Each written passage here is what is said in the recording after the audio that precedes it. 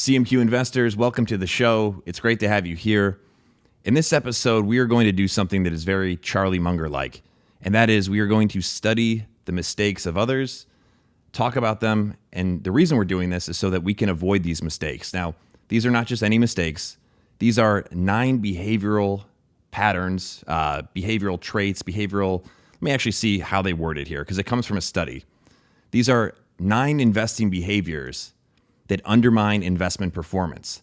Now, I've been studying all the errors that you can find from not just these research reports from academia, from major institutions, legendary investors. I've also been, studying my own mistakes. I've been learning from the big catastrophes like Enron, WorldCom, and then trying to find the root causes. And the reason I'm doing this is because of my bigger thesis here, which is that as investors, as individual investors, the name of the game is just making fewer mistakes than other investors because every investor, no matter what level you are, makes mistakes. Warren Buffett makes mistakes. And if you can avoid making the catastrophic mistakes, and then assuming you do that, avoid making or make fewer mistakes than everybody else, you'll do better than the average. And that's, as we build our long-term compounding money machines here, that's what it's all about. So what I'm going to read to you comes directly from, and I'm not just going to read it to you, but what we're going to discuss comes from the Library of Congress's Federal Research Division. This is a report, by the way, at the request of the SEC's Office of Investor Education and Advocacy. Now, what they did here is they went through and built a report and bibliography on the behavioral traits of U.S. investors. Now, if you're not in the U.S., I do believe this still applies because, human nature is human nature. What I can say is, as you guys know, I've been studying this for a long time. So what I read here, it agrees with reality. And I'm not saying that these are the only mistakes to make, but I think it does a nice job of listing out, as they say here, 9 investing behaviors that undermine investment performance. So first, I'll tell you what those 9 behaviors are. I'll read the brief descriptions provided, and I'll share some of my own personal anecdotes about them. All right, so without further ado, let's get to it. The 9 investing behaviors that undermine investment performance. And these are not in order, they're just alphabetical. Number 1 is active trading. Number 2, the disposition effect. Number 3, focusing on past performance of mutual funds and ignoring fees. Number 4, familiarity bias. Number 5, manias and panics. Number 6, momentum investing. Number 7, naive diversification. Number 8, noise trading. And number 9, inadequate diversification. Now, I wish I could say, with a show of hands, how many of you are familiar with these? I also want to make a note that I'm not sure why some of them were lumped, together as like one thing. But let me not get too nerdy about this. Let's just get to the actual information that can help us. First things first, active trading. Active trading is a problem. I can say that I can't name how many reports I've found this in, but it's probably one of the most universal themes of the mistakes that we can make is active trading. So here's what the report says.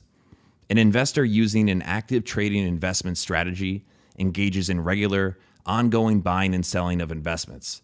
This kind of investor purchases investments and continuously monitors their activities in order to take advantage of profitable conditions in the market. The report concludes that active trading generally results in the underperformance of an investor's portfolio. Okay? Keep that in mind. Active trading it's no good. If you are not if you're not doing this professionally or you don't have some sort of competitive advantage and you're finding yourself doing a lot of buying and selling, you are almost undoubtedly incurring more costs, hidden and out in the open costs, than investors who are just patiently sitting and letting their money compound. Next up, the disposition effect. So the disposition effect is a fancy way to say that we tend to hold our losers too long and sell our winners too soon. So here's what the report says. The disposition effect is the tendency of an investor to hold on to losing investments too long and sell winning investments too soon. In the months following the sale of winning investments, these investments often continue to outperform the losing investments still held in the investor's portfolio. Now, the way that I think you should apply this, or that I apply this personally and think of it, and I find it more useful, is the idea that when you hold on to a loser, it takes you a lot more to get back to even. So, for example, If you have an investment that goes down 50% from where you bought it, you need to make 100% back just to get to even. So now, why would we hold on to something that's a loser, right? Well, a lot of it has to do with just our cognitive biases. Let me just take a sip of coffee here. There's so many. I'm just going to rattle these off from memory. First and foremost, there's consistency bias. When we really believe in something, we have our reasoning, we tell our friends about it, we tend to commit and be consistent. And we have some sort of weird tendency to not let go of our previously, best loved idea. That can happen. There's also something called the gambler's fallacy. Now, the gambler's fallacy is this idea that, when you're, and I don't gamble, but I've gambled before, but I'm not a gambler. But if you're gambling at a casino and you keep, having a losing hand, there's a tendency to think, well, I've lost, 6-7 hands in a row here. My luck is bound to shift. It's bound to, things are bound to turn around. And it's just not the case. Statistically, that is not the case. But again, we are not perfectly rational human beings. So, for me, for whatever reason, I've been good about cutting losers quickly. It's also important to acknowledge when you really bought something for superficial reasons. So if you know exactly, like Charlie Munger has said that he's seen his Berkshire Hathaway shares go down ticker to ticker by 50%, I think 2 or 3 times. But Charlie Munger really understands the intrinsic value of Berkshire Hathaway, and his entry price was less than $20. So that's very different than somebody who's maybe buying something now at the high, because it's like a good story stock, not fully appreciating the fact that they haven't, built up the muscle to evaluate a business properly, and might think that, hey, well, I'm doing what, Charlie Munger does. So be careful that you're not thinking that your stock's going to have a turnaround when, in fact, you're not, using the right measurements to even, understand that in the first place. Okay, next up, and this is a big mistake, this next one. They're all big mistakes, but I'll try to recap, I think, the biggest. Focusing on past performance of mutual funds and ignoring fees. Now, both of these are two separate, really. One of the biggest mistakes investors can make, and this is in one of our episodes, it's believing that the past will continue on into the future. I could pull up my notes here, but I know for a fact that both Ray Dalio and Jack Bogle have called this one of, if not the biggest mistake investors make. There's also reasons why this is a bad mistake other than just because they say so. It's reversion to the mean. So when you have something where people are piling into it because it's a good opportunity, all those people crowding into something tends to bring things down back to the mean. So a good example of this would be, let's say, like the Cathie Wood ARK Innovation Fund. The returns in, I think, 2020 were something astronomical, like 150%. Now, everyone knew that, so people say, hey, put your money into this. This is going up, up, up. So people pour into it. And what happens is, just because the natural statistical course of things, I'm talking like too jargony, but things revert to the mean. And there's reasons for that. Really, reversion to the mean is just a statistical observation, but it's pretty consistent across a lot of things. But thinking that the past is going to continue is not a good idea. And also, as Ray Dalio once said, when you have something where when everyone's crowding into it because of great performance, in all likelihood, it's not because the price is so great. At that point, it's very likely it's overvalued, right? Because everyone's trying to get into it. Something I was reading today, and I won't get on this too far, but I was reading that in the Financial Times, GameStop, at the peak of the GameStop mania, there were 900,000 active trades for GameStop. It was I want to say January 26th. Don't hold me to that. But that was the day everything peaked. So as people saw that price going up, then the news is saying GameStop doubled, GameStop tripled. People, we better get into GameStop. And it peaks to the point where you have 900,000 trades in a single day. Well, what happened after that day? So just keep that in mind. And I say that as an example because these real life examples help to bring these ideas to light. At least they do for me. The other one they say here is ignoring fees. And this is huge. I talk about this a lot. The expense ratio, for example, of an index fund matters. Of an ETF, the expense ratio, it matters. Those fees matter a lot. If you're working with someone, an active advisor or just a financial advisor, I'm not against that, but be mindful of what are they charging you? How much is that costing you? And what is the long-term effect of that or long-term value of that? How much value are you losing for whatever it is that you're paying for? Because if you're not aware of that, if you're not considerate of the compounding effects of those seemingly small fees, well, you could be deleting a lot of future value for yourself. I made the example in the past, not to go back to Kathy Wood, but the difference of a 0.03% expense ratio over 30 years versus a 0.75% expense ratio over 30 years. If you look at the two, 0.75 doesn't seem like much, but over a 30-year period, it adds up big time. Okay, next up, I'm going to take a sip of coffee again. Familiarity bias. I've also done an episode about this, about why investors should avoid popular stocks. Familiarity bias refers to the tendency of an investor to favor investments from the investor's own country, region, state, or company. Familiarity bias also includes an investor's preference for glamour investments, that is, well-known and or popular investments. Familiarity bias may cause an investor's portfolio to be inadequately diversified, which can increase the portfolio's risk exposure. Okay?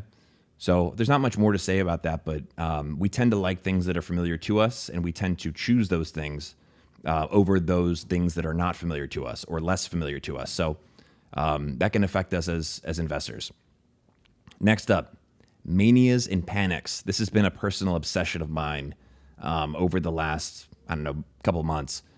Financial mania, or a bubble, is the rapid rise in the price of an investment, reflecting a high degree of collective enthusiasm or exuberance regarding the investment's prospects. This rapid rise is usually followed by a contraction in the investment's price. The contraction, or panic, occurs when there is a wide-scale selling of the investment that causes a sharp decline in the investment's price. So this can always happen, but I said this on Twitter, I think, but if you're excited about an investment, if you're like, oh, I can't wait to buy such and such, don't do it. Generally speaking, that's a really good filter to have. Like, if you have a checklist before you buy any sort of, whether it's a stock or an ETF, and say, am I excited right now? If the answer is yes, don't buy it. I'd say the same thing if you're tired, don't buy it. It creates suboptimal decision making. And this is proven. Again, this is not just because I'm saying it. And just when investing, like Benjamin Graham said, you want to approach investing like in a business-like manner. The more business-like investing is, the better in all likelihood you will do. So when business-like is the absence of emotion. So if you're, God, I can't wait to get the VOO, like, ooh, buy the dip, like, buy the dip, baby. You don't want to do it. Next up, momentum investing. An investor using a momentum investing strategy seeks to capitalize on the continuance of existing trends in the market.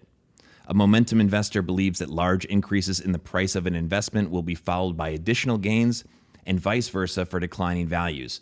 Now, if you're paying attention here, you're seeing how some of these connect. So momentum investing ties to manias and panics, right? And manias and panics goes back to focusing on past performance, because all this relates to people seeing rising prices. I've heard Warren Buffett say this. He said that rising prices are like a narcotic. Think about that. Like, how many times have you bought something because the price is going up, if you're honest with yourself? And that's why having a checklist before you do any sort of investing really helps, because it keeps you from letting your mind, our often irrational minds, from, just bringing us into a situation that's not best.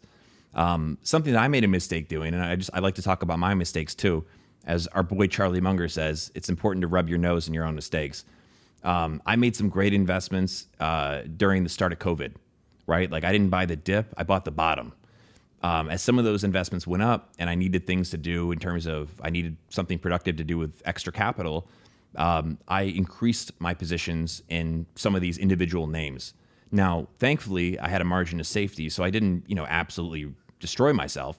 But in my mind, I'm thinking, it's going to keep going up. I didn't acknowledge it at the time, but reading this and studying these mistakes, I can be honest with myself. I was chasing a rising price. And so it can happen even if you've originally made the right choice. The opposite of that is buying the dip when the price is below what you bought it for initially. Buying the dip isn't really buying the dip if it's still higher than what you initially paid for it, right?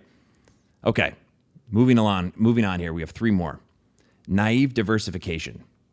Naive diversification occurs when an investor, given a number of investment options, chooses to invest equally in all of these options.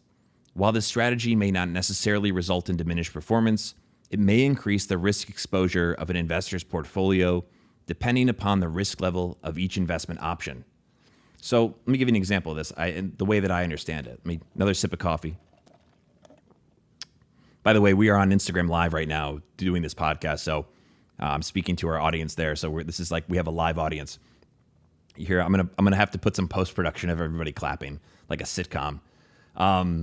Okay, so naive diversification would be like, and I don't want to like get into the math of it, but I did read something recently that like guys, how my brain works. Like I'm like bing bang bang, like it's making connections as I'm talking to you. If I have 3 different things I could do with my money, let's say I want to buy the VU.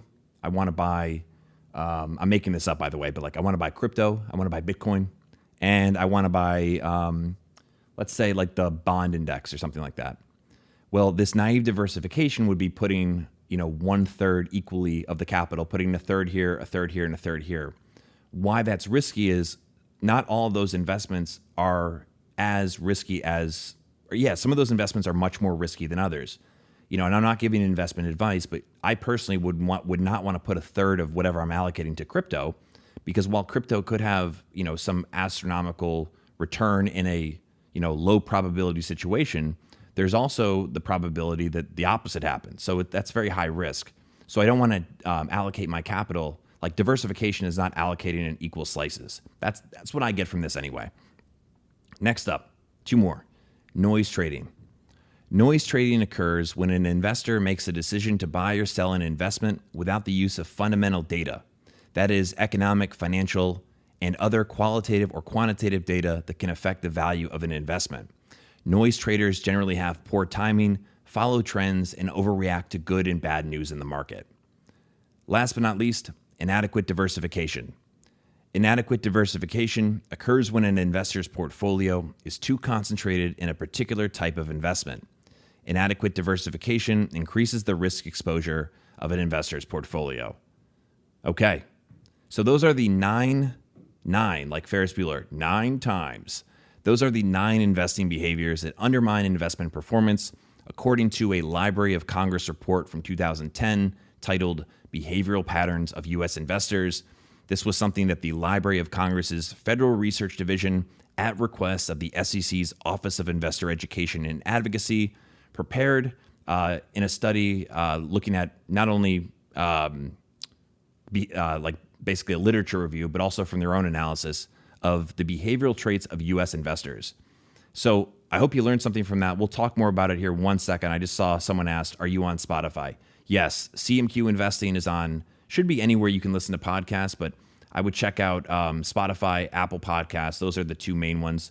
And I hope you'll follow, leave a review, tell a friend. There's 37 episodes now. I stand on it. I stand by it. It's the truth. That's what I'm aiming to do. We're building something I think that's unlike anything else that's out there. So if you like Charlie Munger quotes, you will absolutely love the podcast. I will. And if you don't, I would say you get your money back, but it's free. But it's called CMQ Investing Presents Compound Money Quietly. So just type in CMQ or CMQ Investing. It'll pop up. It's great to have everybody here, by the way.